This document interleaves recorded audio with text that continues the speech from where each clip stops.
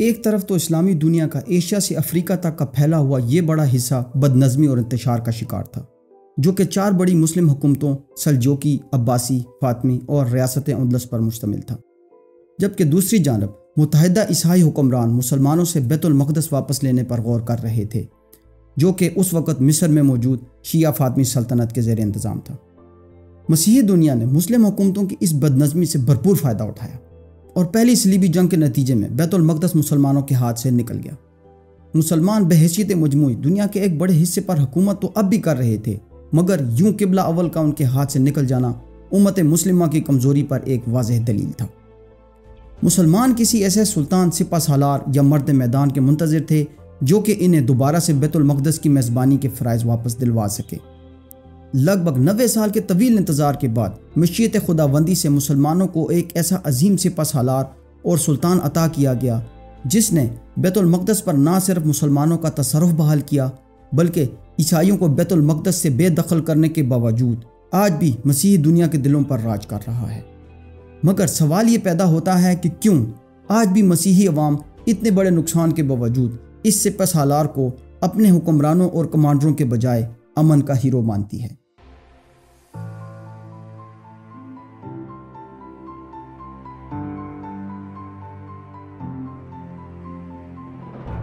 عیسائیوں نے فتح کے بعد کسی مسلمان کو زندہ نہیں جانے دیا تھا۔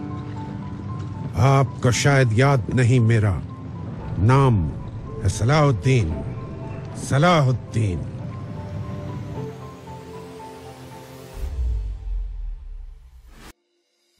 یہ وہ دور تھا جب مسلم دنیا شیعہ سنی فرقوں میں بٹی ہوئی تھی۔ بیت المقدس مصری شیعہ فاطمی سلطنت کے زیر انتظام تھا، جبکہ سنی عباسی سلطنت مذہبی بنیادوں پر بغداد اور اس کے گرد و نواح پر صرف اپنی خلافت چلا رہی تھی اور سیاسی اعتبار سے سلجوقی ایشیا کے اس بڑے حصے پر حکومت کر رہے تھے، جس میں شامل ہے آج کا ایران، عراق، شام اور ترکیہ کا یہ بہت بڑا علاقہ۔ سلجوقی ایشیائی کوچک کا ایک بڑا علاقہ فتح کرتے کرتے قسطنطینیہ کے بہت قریب پہنچ چکے تھے، اور غالب امکان یہی تھا کہ ملک شاہ سلجوقی کے مرنے کے بعد اگر کوئی نامور حکمران سلجوقی تخت کی زینت بنتا تو شاید قسطنطینیہ سلجوقی دور اقتدار میں ہی فتح ہو جاتا، مگر اقتدار کی رسا کشی نے سلجوقی حکمرانوں کی طاقت، روب و دبدبے کو بالکل کھوکھلا اور بے اثر کر دیا تھا۔ دوسری طرف ایسٹرن رومن امپائر کے بازنطینی شہنشاہ الیکسس I مسلمانوں کی عیسائی علاقوں کی طرف بڑھتی الغار سے پریشان مغربی مسیحی حکمرانوں کے ساتھ اتحاد بنانے کی کوشش کر رہا تھا،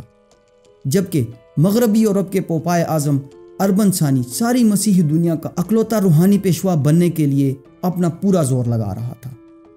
اپنے انہی سیاسی اور مذہبی مقاصد کے حصول کی خاطر مشرقی بازنطینی شہنشاہت اور مغربی کلیسا کے درمیان میں سمجھوتا ہو گیا، اور دونوں نے متحد ہو کر مسلمانوں کے خلاف صلیبی جنگوں کا آغاز کر دیا، جسے تاریخ پہلی صلیبی جنگ کے نام سے جانتی ہے، جس کے نتیجے میں 1,00,000 مسلمان اپنی جانوں سے گئے اور 1099 تک مسلمانوں کے ہاتھ سے بیت المقدس بھی نکل گیا۔ مسیحی دنیا کے متحد ہونے کی جہاں پہلے بیان کی گئی جیو پولیٹیکل وجوہات تھیں، وہیں تجارتی اعتبار سے بھی مسیحی دنیا کے لیے مشرق میں نئی تجارتی منڈیوں کی تلاش کے لیے ان علاقوں کا کنٹرول حاصل کرنا بہت ضروری تھا۔ اس لیے پہلی صلیبی جنگ سے حاصل شدہ مشرقی مقبوضات کو 4 حصوں میں تقسیم کر لیا گیا: کاؤنٹی آف اڈیسا، امارت انطاکیہ یا Principality of Antioch, County of Tripoli اور کنگڈم آف یروشلم۔ یہ چاروں ریاستیں مغربی حکومتوں کے لیے ایک بفر زون کا کام کر رہی تھی، اس لیے ان کو فوجی اعتبار سے مضبوط کرنے کے علاوہ ان کو ویسٹرن پاورز اور مسیحی مذہبی رہنماؤں کا فل سپورٹ حاصل تھا۔ 1085 میں سلجوقی سلطان ملک شاہ کے دور میں حلب کے گورنر کے ہاں ایک بچے عماد الدین نے جنم لیا۔ عماد الدین جب بڑا ہوا تو وہ انتہائی قابل اور زیرک کمانڈر بنا۔ سلجوقی حکومت کی طرف سے 1122 اور پھر 1128 میں بالترتیب اسے موصل اور پھر حلب کا گورنر تعینات کر دیا گیا۔ جب سلجوقی حکومت کمزور ہو گئی تو اس نے ان علاقوں پر زنگی سلطنت قائم کر لی اور 1144 میں عیسائیوں کو شکست دے کر ان کی 4 میں سے ایک صلیبی ریاست اوڈیشہ پر قبضہ بھی کر لیا، جو کہ صلیبیوں نے پہلی صلیبی جنگ کے بعد قائم کی تھی۔ 1146 میں عماد الدین زنگی کی موت کے بعد زنگی سلطنت کی بھاگ دوڑ ان کے بیٹے نور الدین زنگی کے ہاتھ میں آئی۔ اسی دورانیے میں عراق کے شہر تکریت میں یوسف بن ایوب نامی ایک ایسے بچے نے جنم لیا جس نے مشرق وسطی اور عالم اسلام کے جیو پولیٹیکل کینوس پر انمٹ نقوش چھوڑے۔ جوانی کی عمر کو پہنچنے تک یوسف اپنے چاچا اسد الدین شیرکوہ کی سرپرستی میں علمی میدان کے علاوہ فنون حرب پر بھی کافی گرفت حاصل کر چکا تھا۔ ان کے چاچا زنگی فوج میں ایک ہائی رینک آفیسر تھے جو کہ صلیبیوں کے خلاف جنگ میں ایک اہم کردار ادا کر رہی تھی۔ یوسف اپنے چاچا اور نور الدین زنگی کی مجاہدانہ صفات سے بے حد متاثر تھے، اس لیے انہوں نے بھی اپنے چاچا کے نقش قدم پر چلتے ہوئے زنگی فوج کا رخ کر لیا اور جلد ہی اپنی قائدانہ صلاحیتوں کی بدولت ان کا شمار زنگی اعلیٰ فوجی قیادت میں ہونے لگا۔ 1149 تک جنگوں کے ایک لمبے سلسلے کے بعد نور الدین زنگی امارت انطاکیہ کی سرحدوں کو مغرب میں کافی حد تک پیچھے دھکیلنے میں کامیاب ہو گئے اور 1154 تک دمشق کو بھی انہوں نے اپنی زنگی سلطنت کی حدود میں شامل کر لیا۔ صلیبی چونکہ مشرق میں مزید علاقوں کو فتح کرنے کے خواہش مند تھے، اس لیے جہاں بھی انہیں مسلمانوں کی دفاعی لائن میں کوئی کمزوری محسوس ہوئی انہوں نے اس کا بھرپور فائدہ اٹھایا۔ فاطمی سلطنت کی کمزور صورتحال کی وجہ سے ہمسائے میں موجود عیسائی ریاست کنگڈم آف یروشلم کے حکمران امارک اول نے فاطمی سلطنت کے داخلی معاملات پر اثر انداز ہونا شروع کر دیا۔ اس نازک صورتحال میں فاطمی سلطنت کے ایک وزیر شہوار نے نور الدین زنگی سے تعاون کی اپیل کی۔ نور الدین زنگی نے شہوار کی درخواست پر 1164 میں اپنے سب سے اہم ترین کمانڈر شیرکوہ کو ایک بڑی فوج کے ساتھ مصر روانہ کر دیا، جس میں یوسف بن ایوب بھی شامل تھے۔ یہ پہلا موقع تھا کہ اپنی صلاحیتوں کے بل بوتے پر یوسف صلاح الدین کے روپ میں ایک بہترین پلانر اور ایڈوائزر کے روپ میں ابھر کر سامنے آئے۔ کئی سالوں تک شیرکوہ اور صلاح الدین مصر میں رہ کر صلیبیوں اور فاطمی سلطنت میں موجود غداروں کی مشترکہ کارروائیوں کو ناکام بناتے رہے۔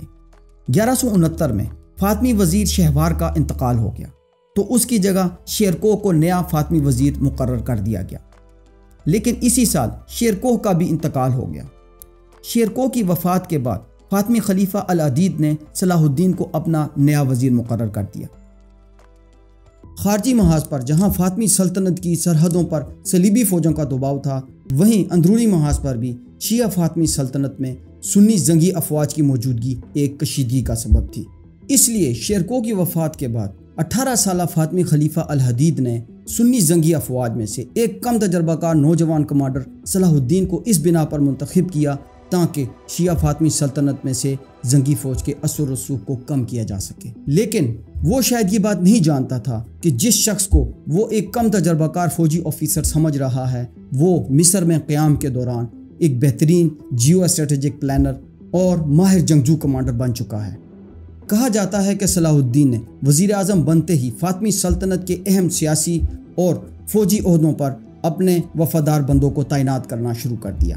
سلطنت میں اٹھنے والی مخالف طاقتوں اور غداروں کی سرکوبی کے علاوہ انہوں نے اپنے حق میں رائے عامہ ہموار کرنے کے لیے بہت سے اقدامات کیے، جن میں انفراسٹرکچر کے علاوہ ایجوکیشن، اکانومی اور ملٹری پر خاصی توجہ دی گئی۔ 1171 عیسوی میں جب 21 سالہ خلیفہ الحدید کی موت ہوتی ہے تو اس وقت تک صلاح الدین مصری عوام میں مقبول ہونے کے علاوہ ریاست پر مکمل کنٹرول حاصل کر چکے تھے۔ موقع کی مناسبت سے انہوں نے فاطمی سلطنت کو ختم کر کے یہاں مضبوط سنی ایوبی سلطنت کی بنیاد رکھی اور عباسی خلیفہ کی آشیرواد سے اس ایوبی سلطنت کے پہلے سلطان بن گئے۔ لیکن انہوں نے کبھی بھی یہ کوشش نہیں کی کہ اپنے محسن اور حقیقی لیڈر نور الدین زنگی کے ہم اثر آئے، بلکہ وہ زنگی ڈائنیسٹی کو ہی اپنی پیرنٹ اسٹیٹ تسلیم کرتے رہے اور سالانہ خراج بھی بھیجتے رہے۔ ایوبی سلطنت کے قیام کے بعد سلطان صلاح الدین ایوبی کو کھل کر سیاسی اور فوجی اصلاحات کرنے کا موقع ملا۔ انہوں نے ایک زبردست پولیٹیکل ایڈمنسٹریشن کے علاوہ ایک ایسی وفادار فوج تیار کی جو کہ ان کے بیت المقدس واپس لینے کے خواب کو شرمندہ تعبیر کر سکتی تھی۔ اگلے 2 سے 3 سالوں کے محدود عرصے میں ہی انہوں نے اپنی سلطنت میں کمانڈ اینڈ کنٹرول کے دائرہ کار کو زیری علاقوں میں سوڈان تک، جبکہ مغرب میں آخری سرحدی علاقے طرابلس تک مضبوط کر لیا۔ سلطان صلاح الدین ایوبی نے فاطمی سرحدوں سے نکل کر یمن کے علاقے کو بھی فتح کر لیا اور یہاں ایک العسکر البحریہ کے نام سے ایک بحری بیڑا تیار کیا،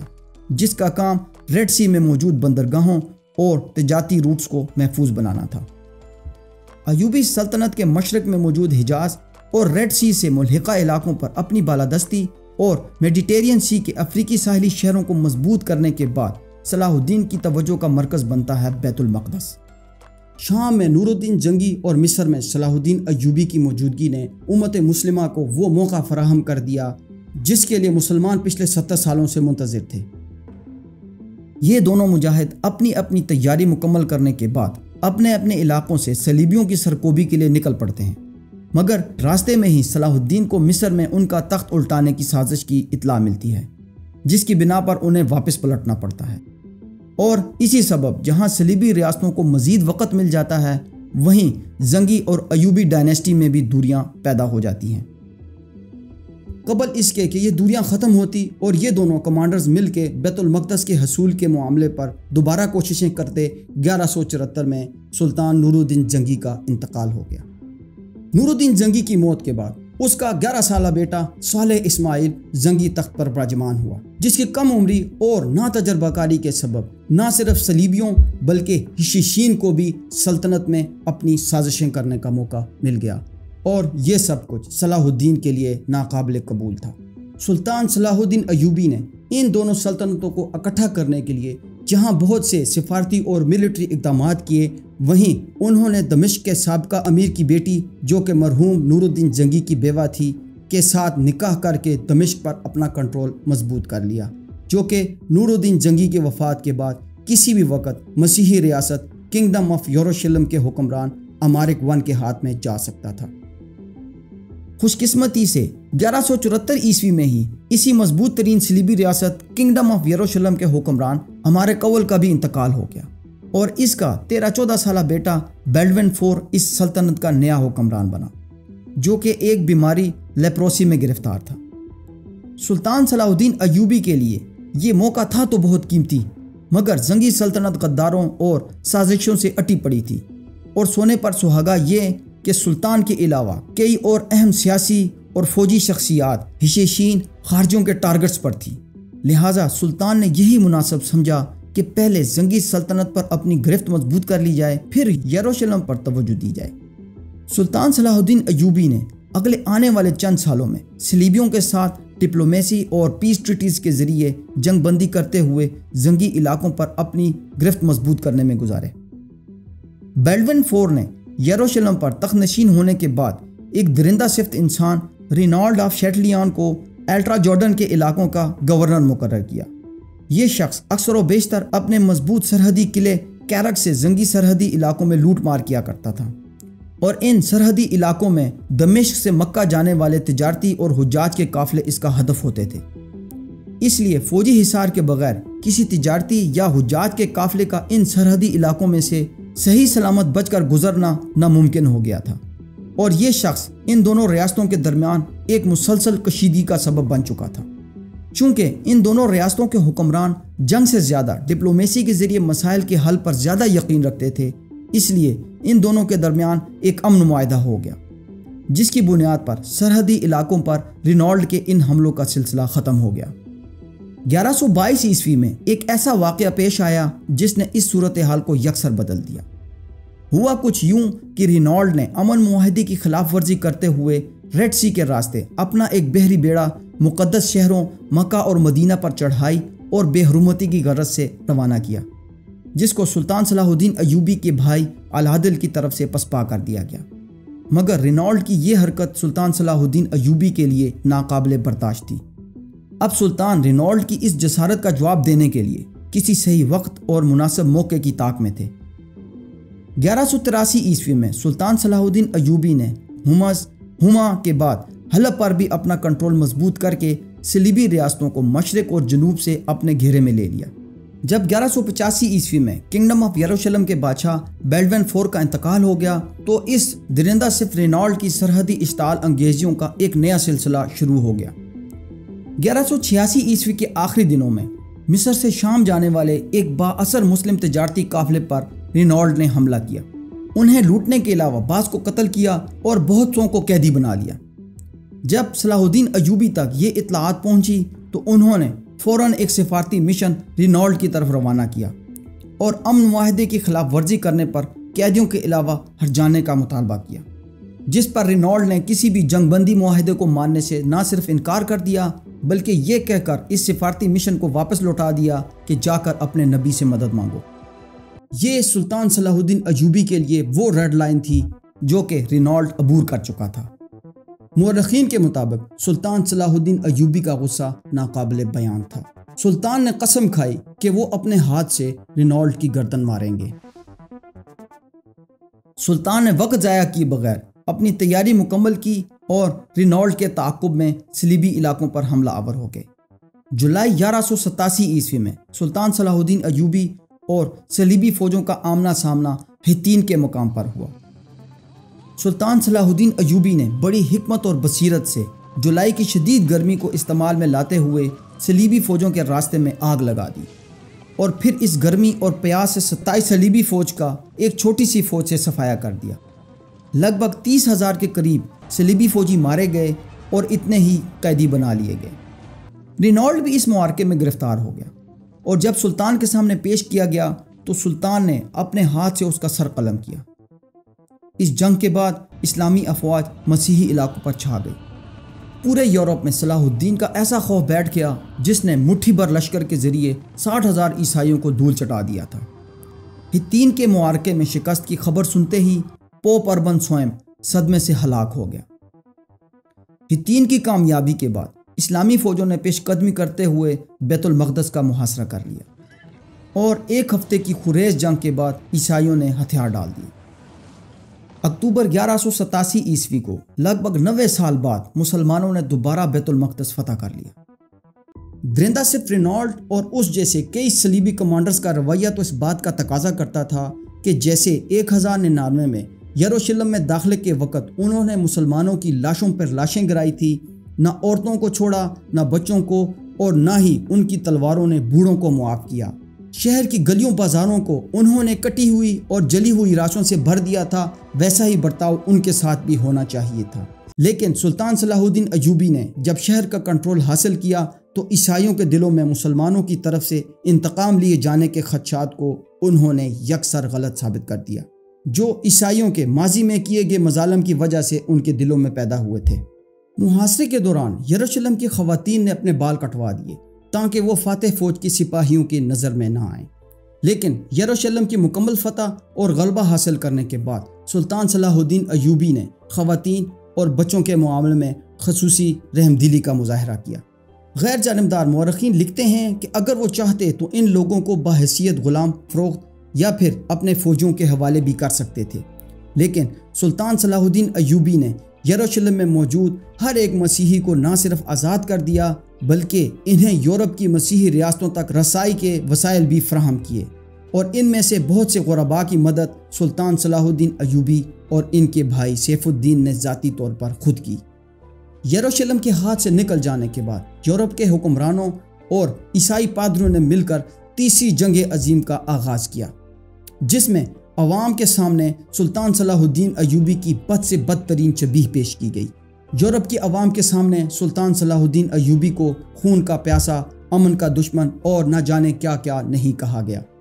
لیکن جنگ کے لیے آنے والے مسیحی نہ صرف یروشلم حاصل کرنے میں ناکام رہے بلکہ سلطان کی مختلف اور مثبت تصویر لے کر اپنے وطن واپس گئے، جو کہ تمام تر منفی پروپیگنڈے کے باوجود آج تک ان کی حکومتیں عوام کے دلوں سے نہیں مٹا سکی۔ دور حاضر میں بھی ان کے غیر جانبدار مورخ اور ہالی ووڈ میں بننے والی فلموں میں مسیحی حکمرانوں کو ولن جبکہ سلطان صلاح الدین ایوبی کو بطور ہیرو پیش کیا جاتا ہے۔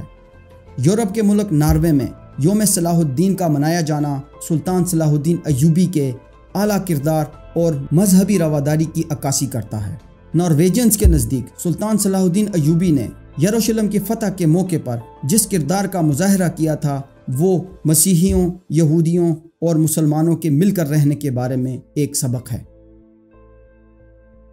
ویڈیو انفارمیٹیو لگی ہو تو چینل کو لائک، شیئر اور سبسکرائب کرنا مت بھولیں۔ اللہ حافظ۔